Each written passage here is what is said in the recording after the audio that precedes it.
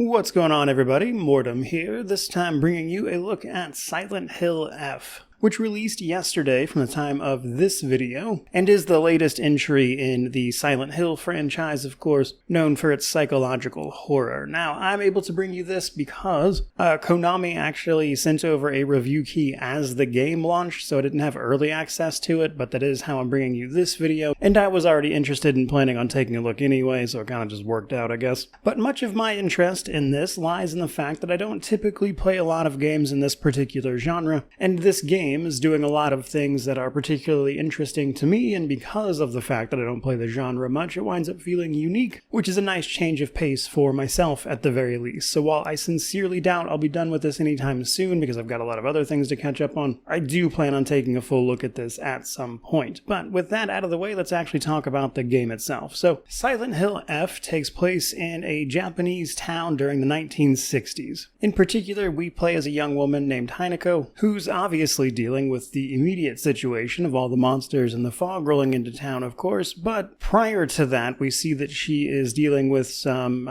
domestic problems, let's say, parents that are clearly struggling, an abusive father, a sister that supposedly went off to get married, but I have suspicions is probably dead. Either way, it's made very clear that her situation is less than great, and it goes from bad to worse when, after meeting up with your friends at the local general store, a mysterious fog rolls in and starts covering everything in this strange, almost vibrant decay, and is also spawning monsters and things you have to run away from, which is where the game, of course, descends into its proper psychological horror roots. Now, as far as the story goes, I'm not very far into it, but my understanding is it has multiple endings, but your first time through it is basically set. It has a singular outcome, but you can play through it after that to get the other 4 endings. So initially, it's a set experience, but it will apparently have some choice and consequence following that, which I'm interested in learning about. But coincidentally, as you make your way through the game, there's actually a bunch of different difficulty settings for both the combat as well as the puzzles. Now, what's interesting to me, at least, in terms of the puzzles, is that it just seems to add layers or mix up combinations, things like that, so you perhaps don't get too comfortable with them, going over them repeatedly through subsequent playthroughs. But in particular, the last one called Lost in the Fog will actually add some extra steps, is my understanding. Now, combat difficulty is a little more straightforward, so while this is a horror game, you do have a little bit of combat here. I'm curious to see how in-depth this gets, because as it stands, it's basically just some basic melee back and forth, and you can occasionally do a counterattack, which will stun an enemy and allow you to get some hits in. Now, you do have a stamina bar, a health bar, and a sanity meter that you have to watch out for. And like any good horror game, you have limited resources, for the most part, at least, depending on the difficulty anyway, to manage all of those things. Health and stamina are pretty straightforward, but you do have a limited inventory with which to carry things, which is important because one of the things you can do is at the game's sort of manual save points, the various shrines you can pray at. In fact,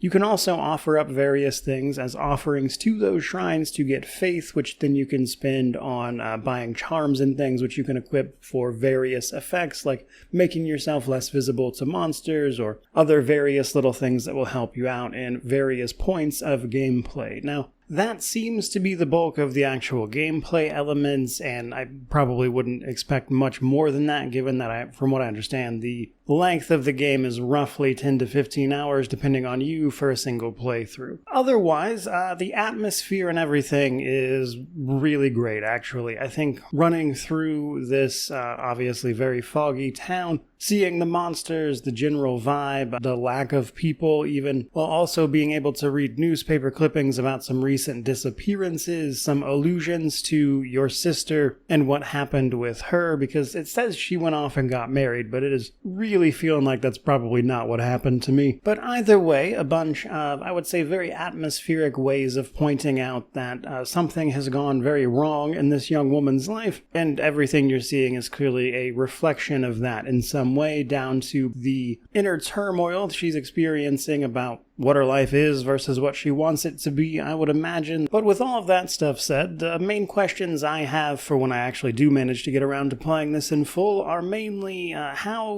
impactful is the combat here? Is that going to feel tacked on? Are the bosses and things that you're going to fight that I believe are in here actually going to be compelling to fight, or is it just going to feel like it gets in the way of what they were actually trying to do? Now, there are certainly cases where just, running away from the enemy is better, but there are also other times where you're more or less forced to fight the thing in front of you, and I'm just not so sure how fitting that's going to feel in a game like this at any rate. Otherwise, though, as always with new releases, performance tends to be an issue. I've seen some people, at least over on the Steam forums, voicing some issues on the matter. For me, I had a couple of frame drops here and there so far in a couple hours in, but that was about it. So, at the very least, there looks to be a few issues, but they don't seem particularly widespread. But as for myself, I'm looking forward to going through this in full at some point. It just looks very interesting to me, and is, as I mentioned at the top of the video, a bit different from my normal stuff. But for this particular moment, that's just about all I've got to say about it. Though these types of games, in my experience, tend to live or die by the complete experience that they offer, and in the case of this game, my chief concern is that the combat is just never going to evolve or be interesting enough to really carry the rest of what they're trying to do with it, and if anything, I think it might get in the way over the course of the rest of it. But that is something I'll have to find out for myself when I get around to playing this in full. But for today, that's going to do it. So, hope you enjoyed the video. If you did, like, comment, subscribe, all the YouTube jazz.